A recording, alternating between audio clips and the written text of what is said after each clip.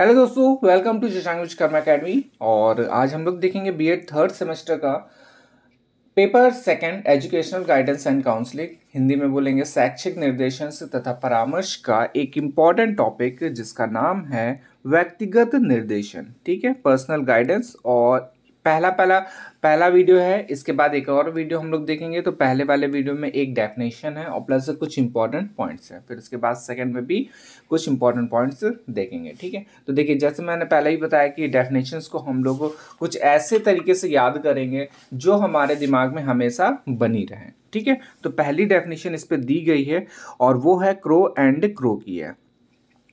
ठीक, crow and crow की। अब इसको कैसे समझना है वो हम बताएंगे। तो पहले इनकी डेफिनेशन देख लेते हैं इन्होंने क्या दी है। तो व्यक्तिगत निर्देशन वह सहायता है जो किसी व्यक्ति को जीवन के समस्त क्षेत्रों में अभिवृद्धि और एवं व्यवहार के विकास में उत्तम रूप से समायोजन करने करने के लिए दी जाती है। ठीक है, तो थोड़ी सी बड़ी डेफिनेशन है, वो लग रही है, बट जब आप लोग लिखेंगे तो खुद ही समझ में आ जाएगा। ठीक है, वो कैसे आएगा वो मैं अभी बताता हूँ। आप देखिए, सबसे पहले हम लोग देख लेते हैं क्रो एंड क्रो को। आप देखिए, एक कहानी थी क्रो एंड क्रो की, जो मतलब कि क्रो की थी, क्रो एंड क्रो की नहीं। वो घड़े वाली, जिसमें वो पानी, वो घड़े में कंकड़ डालता है और पानी लास्ट में पी लेता है। ठीक है, तो ऐसे ही मैंने एक ट्रिक बनाई है, वो देख लेते हैं ट्रिक के लिए।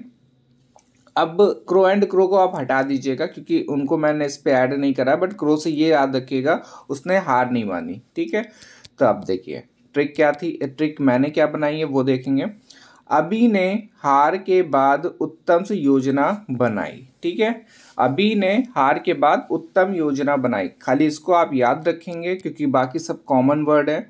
आप देखिए, अभी से हो जाएगा अभिवृत्ति, हार से हो जाएगा व्यवहार, और उत्तम से हो जाएगा उत्तम, और योजना से हो जाएगा समायोजना। ठीक है, ये आप याद रखेंगे तो पूरी पूरी डेफिनेशन आपको याद हो जाएगी। क्योंकि देखिए अब इस पे क्या दिया गया, व्यक्तिगत निर्देशन वह सहायता है जो किसी व्यक्ति को जीवन में समस्त क्षेत्रों में। अब देखिए यहाँ तक कि आप लोगों को समझ में आ ही जाएगा, बट यहाँ से आप लोग भूल सकते हैं।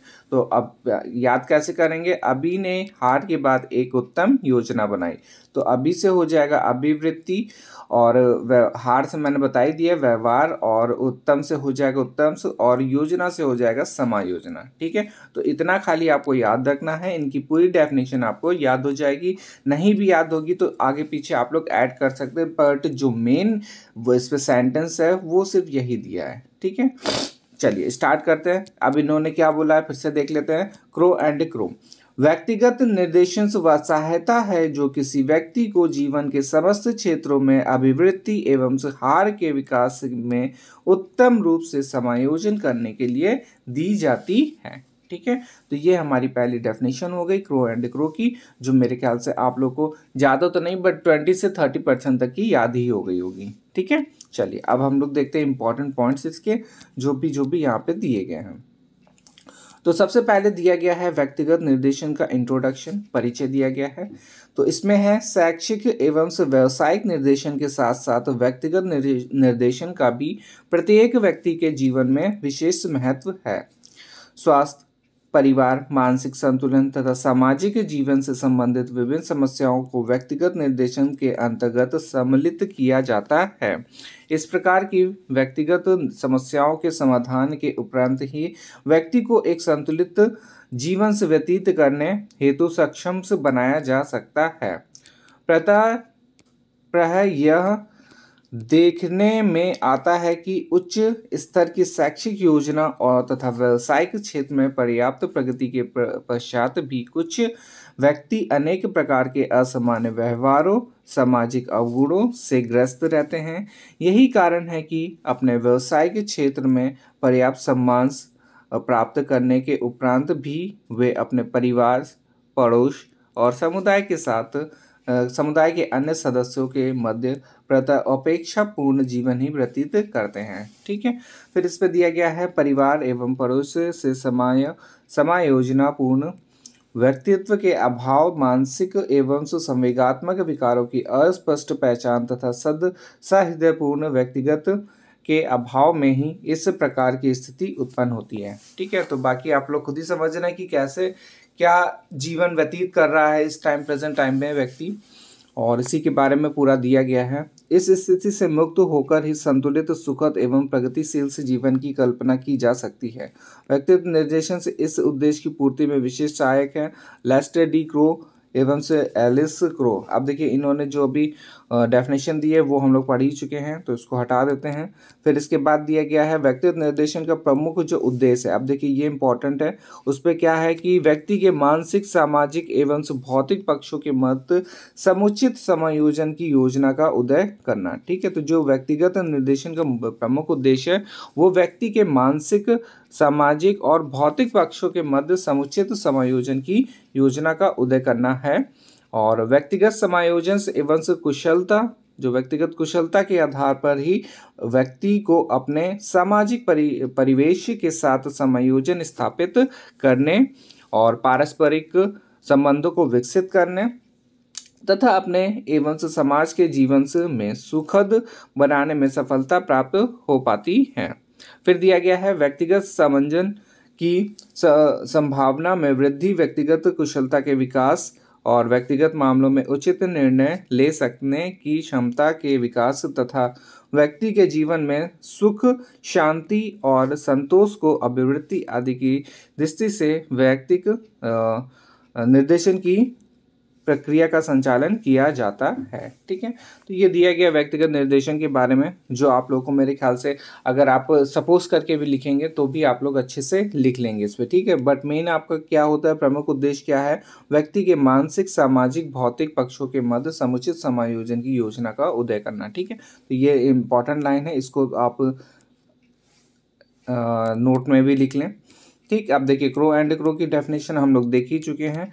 फिर इसके बाद जो इसका जो मेन उद्देश्य था वो भी हम लोग देख चुके हैं कि व्यक्तिगत निर्देशन से का वह प्रक्रिया है जिसके द्वारा किसी व्यक्ति को उसके शारीरिक, मानसिक, संवेगात्मक, सामाजिक, धार्मिक और आध्यात्मिक पक्षों के समायोजन में आने वाली बाधाओं को दूर करने में सहायता की प्रदान की जाती है। ठीक है, तो ये भी काफ़ी इंपॉर्टेंट है, ये भी अंडरलाइन कर लीजिएगा या फिर इसको नोट डाउन कर लीजिएगा। ठीक, आप देखते हैं। फिर इसके बाद दिया गया व्यक्तिगत निर्देशन से संबंधित जो भी समस्याएं हैं, problem related to personal guidance, वो यहाँ पे बताई गई हैं। तो ये काफ़ी इंपॉर्टेंट है, एक बार आप खुद से सोचिएगा कि और क्या क्या हो सकती हैं इस पर समस्याएं। तो इस पे दिया गया है व्यक्ति की आयु के साथ साथ व्यक्तिगत समस्याओं में परिवर्तन होता है। ये आप लोग खुद ही समझ रहे हैं कि बच्चे थे तो कौन सी समस्या होती थी, उसके बाद कौन सी समस्या होती है, 10th जब क्वालिफाई करा है तब उसके बाद कौन सी समस्या हुई, 12th के बाद कौन सी समस्या हुई और ग्रेजुएशन के बाद कौन सी समस्या हुई। ठीक, और अब आ गए हैं तो कौन सी बड़ी, सबसे बड़ी समस्या एक जॉब पाने वाली। ठीक, चलिए अब आगे देखते हैं। इस पर दिया गया है व्यक्ति को प्रत्येक स्तर, बाल्यावस्था, किशोरावस्था, युवावस्था और प्रौढ़ावस्था पर निर्देशन की आवश्यकता रहती है। इस दौरान व्यक्ति को अपने जीवन में जिन समस्याओं से जूझना पड़ता है और जिनके निराकरण में वह सहायता लेना चाहता है, उन्हें अग्रांकित बिंदुओं में रखा जा सकता है। ठीक है, अब कौन कौन से बिंदु है वो देख लेते हैं।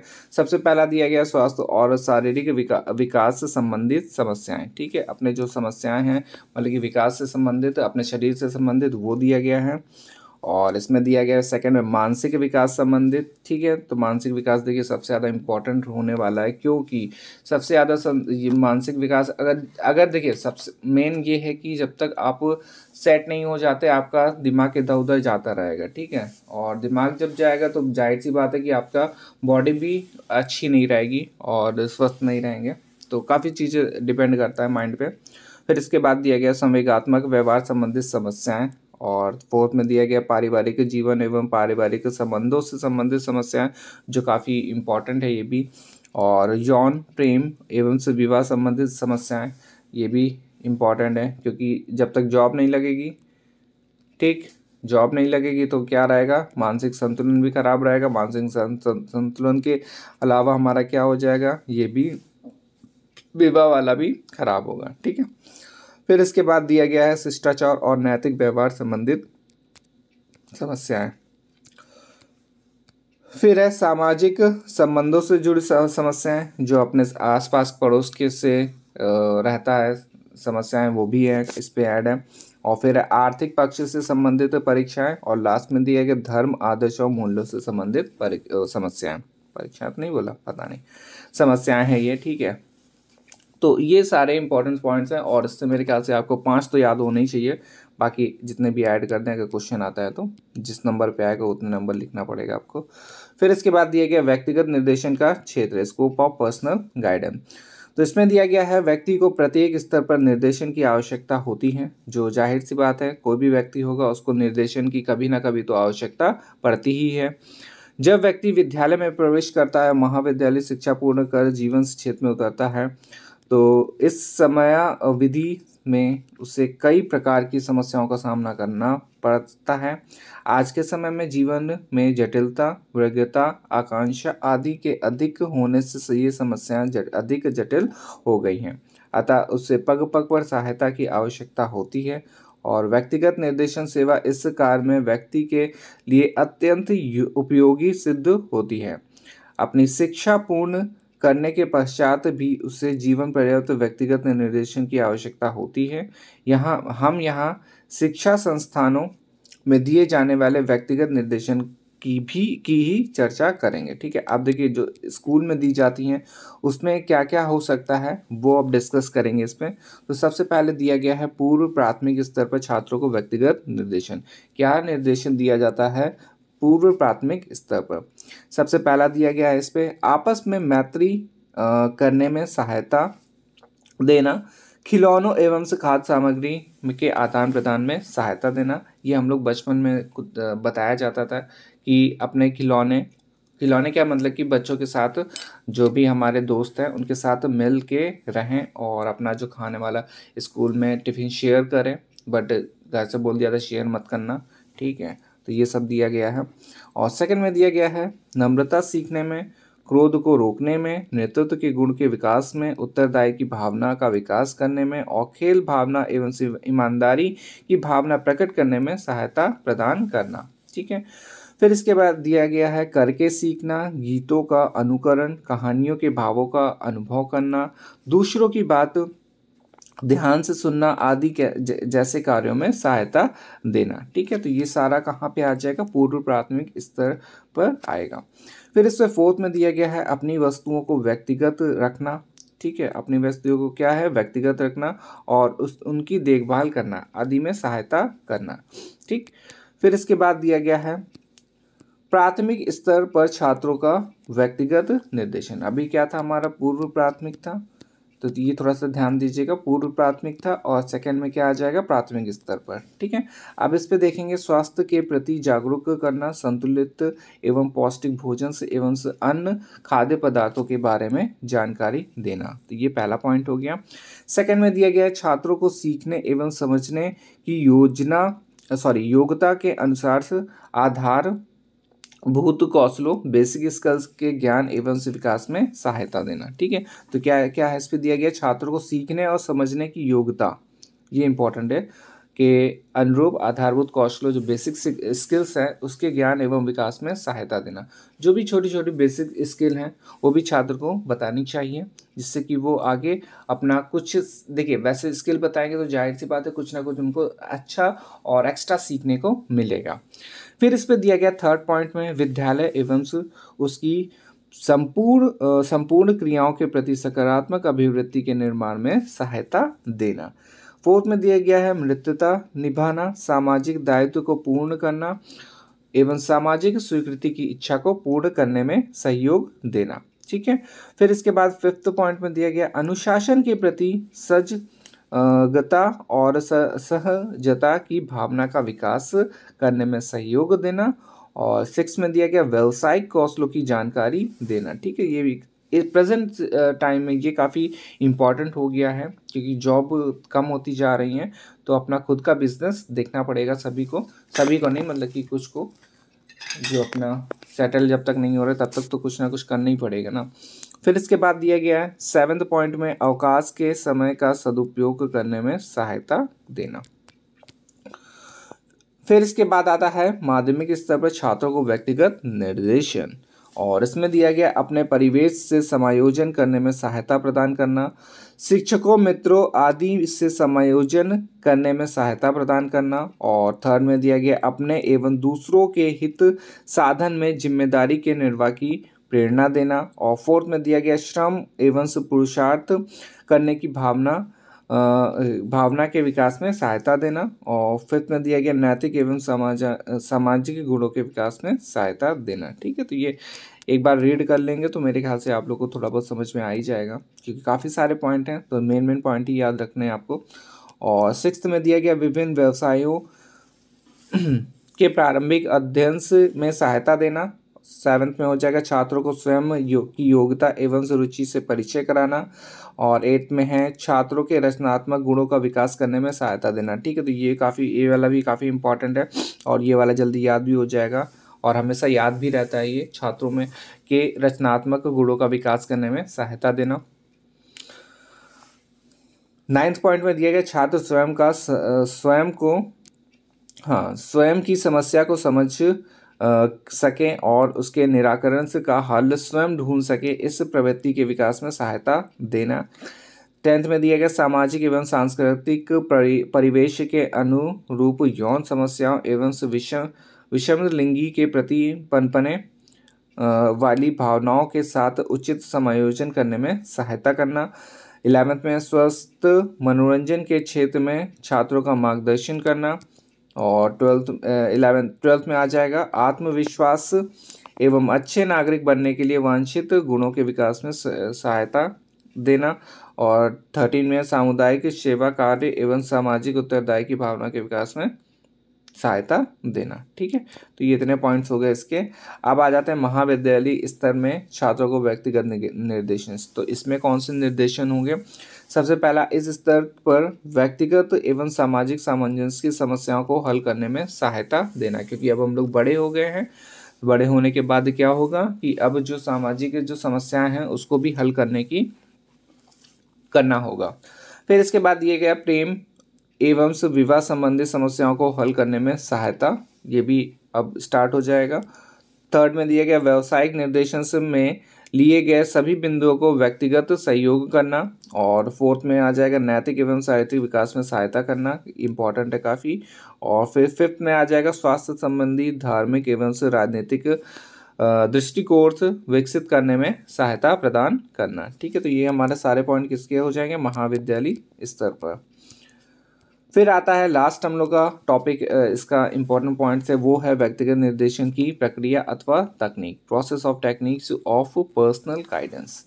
तो इसमें देखिए पॉइंट्स जो इंपॉर्टेंट है वो ध्यान रखिएगा। सबसे पहले दिया गया है समस्या का संज्ञान, एक्नॉलेजमेंट ऑफ नॉलेज। और इस पे दिया गया है सर्वप्रथम छात्र की समस्या को समझा जाता है। कोई भी छात्र होगा उसकी समस्या क्या करेंगे? पहले समझेंगे।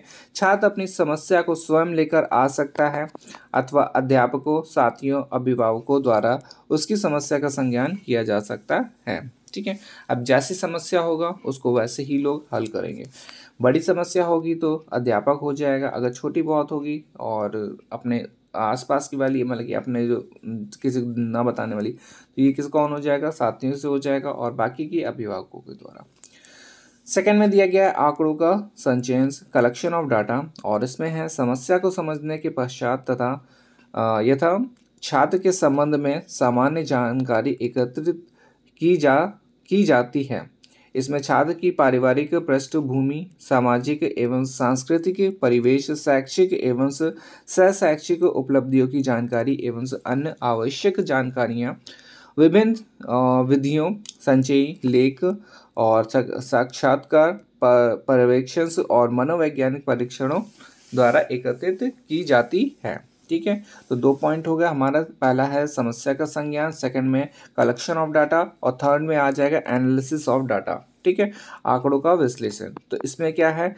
संचित जो आंकड़ों की सहायता से समस्या से संबंधित कारकों को खोजा जाता है। ठीक है, जो भी हमारा डाटा होगा उससे हम लोग समस्या को खोजेंगे।